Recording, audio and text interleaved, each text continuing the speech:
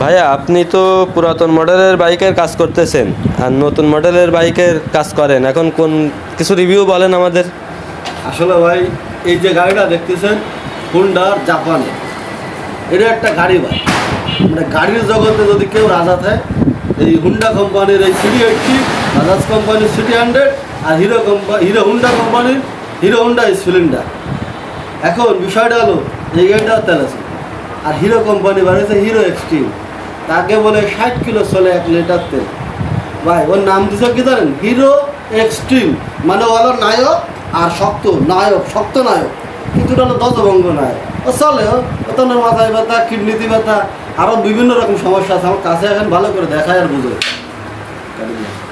এই যে দেখেন ভাই, এটা হচ্ছে হলো রেকটিফায়ার, কেউ রেগুলেটরও বলে। এখন হিরো এক্সট্রিমেরও কিন্তু রেগুলেটর আছে। সাইড গার্ডের রেগুলেটর, তার সাইজ একটু বড়ো, তা বলে আবার ডিজিটাল।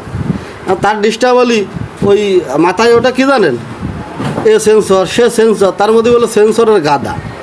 এখন আমি টাকা দিয়ে গাড়ি কিনে ও ফাপ কিনবো কেন? আমি দরকার হয় এই CD80 কিনবো আর এই 250 টাকা দামের এই রেগুলেটর কিনবো।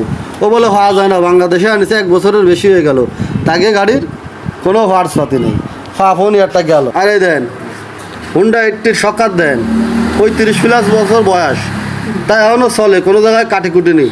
আর হিরো এক্সট্রিমের সকার ওই জুত ফলার এই যে ফুস কাটে যায় 3 মাসের মাথায়, তাও আবার হওয়া যায় না। 5 বছরের ওয়ারেন্টি গ্যারান্টি। ও বলে পরিবর্তন করে দেবে।